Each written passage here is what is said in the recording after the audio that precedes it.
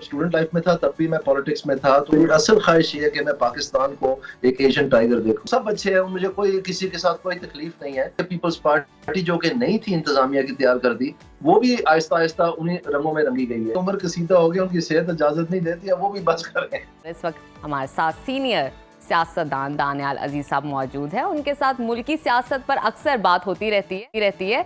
आप रोज़ाना किसी न किसी टीवी प्रोग्राम में भी सियासत पर उनके बेलाग तबसरे और तज़िये सुनते रहते हैं, मगर आज हम दानियाल साहब से कोई सियासी बात नहीं करेंगे, उनकी ज़ाती ज़िंदगी से मुतालिक गुफ्तगू करेंगे, जानेंगे उनकी ज़िंदगी के कुछ राज जो उससे पहले कोई टेलीविज़न पे नहीं आए, पर आज वो हमसे बात करेंगे।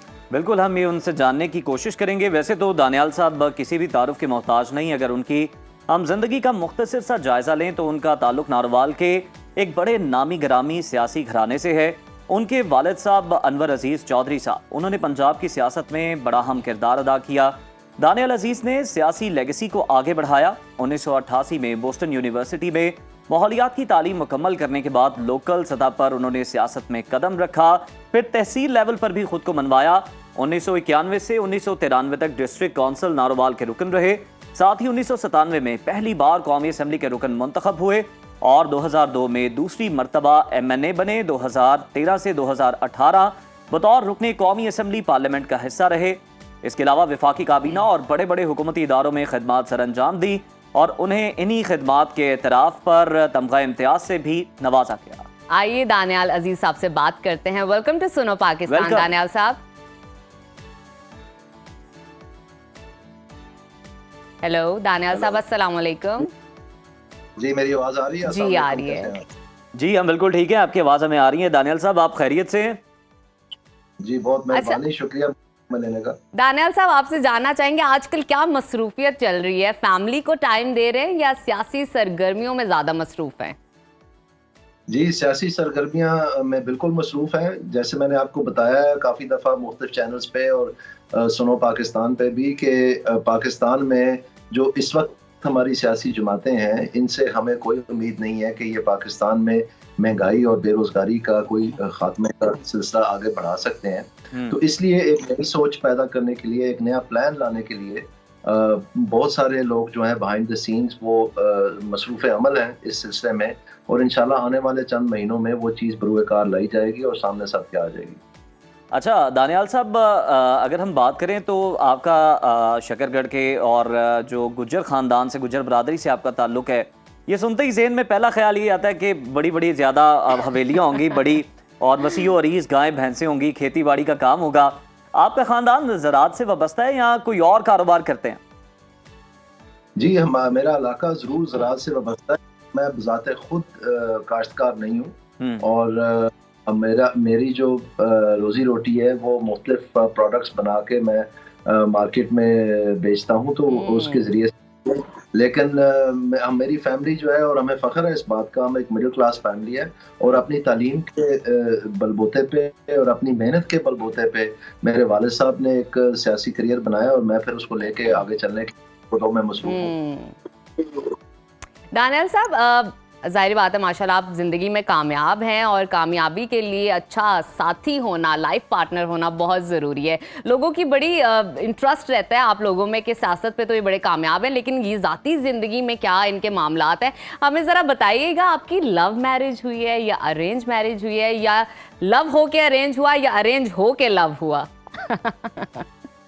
जी, इसमें जैसे कि आपको पता है मैं इंतहाई दर्जे का मसरूफ़ था 2001 में, 2000 में, क्योंकि पाकिस्तान में हम एक नया निज़ाम तश्कील दे रहे थे और पुलिस ऑर्डर को तब्दील कर रहे थे। आईनी तरमीम जो है तैयार की गई थी, जिसमें वाज़ेह तौर पर औरतों को और माइनॉरिटीज़ को ज़्यादा किरदार किया गया था पाकिस्तान की तमाम सतहों पे, और उसमें सिविल सर्विस रिफॉर्म भी इन्वॉल्व था।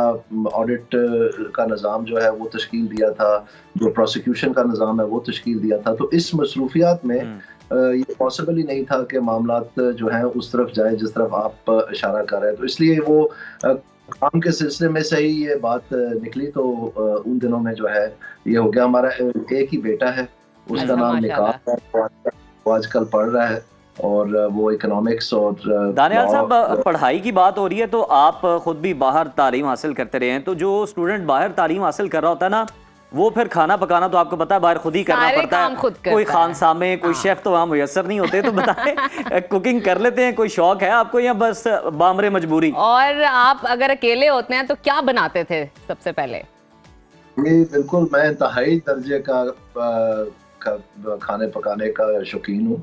और मेरी जो बहुत फेमस डिशेस है वो उनमें से एक बीफ ब्रोकली है, जो कि चाइनीज़ डिश है, वो सिचुआन स्टाइल में जो ज़रा मिर्चों वाली होती है उसमें। और उसके बाद जो एग नूडल्स हैं वो मैं बहुत अच्छे पकाता हूँ। फिर मुख्तलिफ किस्म के जो देसी खाने हैं उनका भी क्या बड़ा बात शौक है है। मुझे। जबरदस्त। नहारी का, पायों का, और वो तमाम चीजें जो बताते हैं कि सेहत के लिए अच्छी नहीं है, वो तमाम मुझे पसंद है। अच्छा। खास तौर पे जो दादा दरबार के पास जब हम छोटे थे, क्योंकि मेरे वालिद साहब गवर्नमेंट कॉलेज से पढ़े हुए हैं, तो वो रावियन थे, तो वहाँ पर वो रोइंग टीम के हिस्सा थे। तो हम वालिद साहब जब हम छोटे थे तो हमें रावी पे लेके जाते थे सारे फैमिली को, महीने में 2 महीने बाद एक दफा। तो हम पिकनिक मनाते थे। तो रास्ते में एक बहुत ही मशहूर दारुल माही है, वो वहाँ से हमेशा मच्छी लेते, तो वो भी मेरी बड़ी फेवरेट है। फिर बैंक स्क्वायर लाहौर में एक चाचू चाट है, वो कभी आप खाएं तो आपका ये तो आपने नाम इतने मजे का दानियाल लिया, साहब, चाचू चाट। हम लाहौरी हैं और ये चाचू चाट से तो हम भी मुतारिफ नहीं है। वो अलबत्ता जो आपने दारुल माही की बात की उसके तो हम मदा हैं। जब आप कभी बैंक स्क्वायर जाएं तो आप उनको बोलें, और अगर मेरा नाम लेंगे तो फिर आपको स्पेशल वाली बना देंगे। नहीं, हम जरूर ढूंढेंगे चाचू चाट को। अब तो ये जरूर, अब तो हम पे फर्ज हो गया। दानियाल साहब, जाना ये जो आप माशाल्लाह आपने बताया कि जितनी लोग मुजरे सेहत खुराक करार देते हैं आप वही शौक से खाते हैं, और ये जो पाए ये वो जब आप खाते हैं तो आप पे भी इसके असरात होते हैं। आप माशाल्लाह बड़े गुड लुकिंग हैं। ज़माने तालिब इल्मी में क्या होता था, लोग जो स्टूडेंट्स होते थे आपके इर्द गिर्द, वो आपको अपना लीडर बनाते थे, आपसे इंस्पायर होते थे, क्या होता था उस पर? बस वो मैं अपना जब स्टूडेंट लाइफ में था तब भी मैं पॉलिटिक्स में था, तो अपने क्लास का प्रेसिडेंट भी रहा हूँ मैं। और उसके बाद जब मैं बाहर गया तो वहाँ पर माहौल थोड़ा सा मुख्तलिफ है। और मैं यकीन जाने के क्योंकि मुझे स्कॉलरशिप मिली हुई थी और मेरे पास इतने वसाइल नहीं थे। मेरे वालिद साहब जो है वो 3 साल के लिए उस वक्त जेल में चले गए थे, movement for restoration of democracy में। मेरी वालदा बीमार हो गई थी, तो वहाँ पर मेरे भाई बहन थे, मेरे चाचा थे, उन्होंने मेरा ख्याल रखा जितना वो रख सकते थे, लेकिन मुझे काम भी करना पड़ता था। तो वहाँ जाके फिर मसरूफियात की वजह से जो है मुझे नहीं ये दिलचस्पी रही, और बल्कि वक्त ही नहीं रहा। तो वहाँ पर मैंने मुझे इतना जल्दी थी वापस पाकिस्तान आने की कि वहाँ पर अपने अच्छी एकेडमिक रिकॉर्ड की वजह से मुझे एक स्पेशल प्रोग्राम था जो 5 ईयर BA MA प्रोग्राम है, उसमें मुझे दाखिला मिल गया, जो कि सिर्फ यूनिवर्सिटी के 4 स्टूडेंट्स को उस साल मिला था, जिसमें 40-45 हज़ार स्टूडेंट हैं। तो इसमें मैंने फिर वो अलाउ करते हैं आपको जो अच्छे स्टूडेंट हैं कि वो अपने अंडर ग्रेजुएट में ही ग्रेजुएट लेवल के कोर्सेज ले सकते हैं। बहुत खूब। दानियाल साहब, आप तो काफ़ी डिटर्मिन्ड और पैशनेट स्टूडेंट्स जो होते हैं ना, जिन्होंने ज़िंदगी में कुछ करना हो, उनकी इस तरह की प्रोफाइल होती है माशाल्लाह। अच्छा बताइएगा, अगर तफरीह की हम बात करें तो फिल्म ड्रामा पसंद करते हैं, कौन सी फिल्म पसंद है, पाकिस्तानी या इंटरनेशनली? और पाकिस्तानी ड्रामे में ये आपने चर्चा तो सुनी होगी, बहुत अच्छे अच्छे ड्रामाज आजकल चल रहे हैं, तो कोई पसंद आया? जी, वो मैं बड़े शौक से फिल्में देखता हूँ, लेकिन ज्यादातर सच्ची बात यह है कि वो वेस्टर्न फिल्में हैं। इंडियन फिल्मों में मैं को इतना कभी इंटरेस्ट रहा ही नहीं। लेकिन जो ड्रामे हैं पाकिस्तानी, इसमें अगर आपको याद हो, बात तो पुरानी है, मैं भी उस वक्त छोटा था, लेकिन एक प्रोग्राम चला था, एक ड्रामा चला, उसका नाम वारिस था। जी बिल्कुल। अगर आपको याद हो तो वो मैं बड़े शौक से देखता था, लेकिन अभी तो फ्रैंकली टाइम ही नहीं मिलता।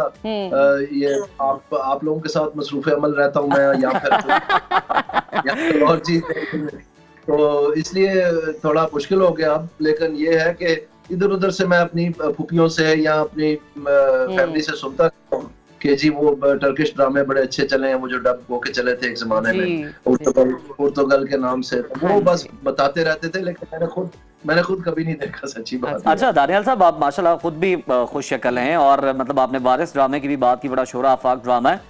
अगर आपको किसी फिल्म या ड्रामा की ऑफर हुई या किसी किरदार की, तो क्या आप कर लेंगे, पसंद करेंगे उसमें काम करना? Tricky question. I don't think so. मेरा ख्याल में मेरी जिंदगी वैसे ही एक बहुत बड़ा अपना ड्रामा और फिल्म चल रही है, सक्सेसफुल वन। तो इसमें ये है कि इससे इससे जो जो असल मेरी ख्वाहिश है ना जी जिंदगी की, वो नहीं है जी। कि मैं इधर उधर मुख्तलिफ कामों में वक्त ज़ाया करूं। मेरी असल ख्वाहिश ये है कि मैं पाकिस्तान को एक एशियन टाइगर देखूं। और मैंने अपनी जिंदगी वक्फ कर दी है पाकिस्तान के लिए। मुझे और कोई, मैंने सारे काम जो है वो पीछे छोड़ दिए। सबसे पहले मेरे लिए पाकिस्तान था। और जब से मैं कॉलेज से ग्रेजुएट हुआ तब से मैं ये बात कर रहा हूँ। और बस छोटा मोटा कोई किचन चलाने के लिए या जिंदगी बसर करने के लिए जो जरूरियात जिंदगी है उसके लिए कुछ थोड़ा बहुत इधर उधर ध्यान बटा जाता है, लेकिन बाकी सारा का सारा फोकस जो है वो पाकिस्तान पे। अच्छा दानियाल साहब, चले ये तो हमें पता चल गया कि आप इंटरेस्टेड नहीं हैं, तो भाई कोई इस तरह की ऑफर ना करे दानियाल साहब को। दानियाल साहब, अगर हम देखें कोई सियासी फिल्म अगर आप डायरेक्ट करें तो जो टॉप लीडरशिप है उसमें आप देख लें नवाज शरीफ साहब हैं, शहबाज शरीफ साहब, जरदारी साहब, बिलावल साहब, बलाना साहब, ये सारे नाम हैं, इमरान खान को भी आप शामिल कर लें। ये बताएं कि फिर उस फिल्म का नाम क्या होगा और किस सियासतदान को कौन सा किरदार आप देंगे? बारी बारी नाम लेते हैं, आप बता दीजिएगा, आसानी करते हैं उसमें। जरदारी साहब। जी, इसमें बड़े अफसोस से मुझे कहना पड़ता है कि ये सारे ही जो हैं इनको मैं जानता हूँ काफ़ी अच्छी तरह, क्योंकि एक उम्र 32-33 साल हो गए मुझे सियासत करते हुए। 1991 में जैसे आपने बताया पहली दफ़ा इलेक्ट हुआ हूँ, तो एक खानदानी तौर पर भी इनके साथ शोल्डर्स रब करने का बड़ा मौका मिला है। लेकिन मुझे सिर्फ वो सब अच्छे हैं, मुझे कोई किसी के साथ कोई तकलीफ नहीं है। लेकिन जो इशू है मेन, मुझे जो प्रॉब्लम है वो ये है कि पाकिस्तान के मसाइल का हल इनमें से किसी के पास भी नहीं है। और उसकी वजह ये है कि ये ज्यादातर जो है इंतजामिया के तैयार करता है। और यहाँ तक कि पीपल्स पार्टी जो कि नहीं थी इंतजामिया की तैयार कर दी, वो भी आहिस्ता आहिस्ता उन्हीं रंगों में रंगी गई है। और इसकी वजह से प्रॉब्लम ये है हमारी इंतजामिया गल छड़ गई है। तो वो जो मुतालिया है, वो जो रिसर्च बेस है, वो जो नॉलेज बेस है कि पूरी की पूरी इंतजामिया को किस तरह से आपने एक नए रास्ते पे चलाना है, वो मैंने खुद अपनी जिंदगी में पाकिस्तान में करके दिखाया। जो ये मुकामी हुकूमतों का निजाम था, जो सिविल सर्विस रिफॉर्म की मैंने अभी पहले आपको बताया सारा, और उसके लिए मुझे तमगे मिले और वो कामयाबी से किया। तो हमारी सियासी बरादरी में अनफॉर्चुनेटली ऐसा कोई भी नहीं है। ये बिल्कुल बहुत अनफॉर्चुनेट है दानियाल साहब। लेकिन चले हम इस सवाल को मजीद प्रिसाइज करते हैं।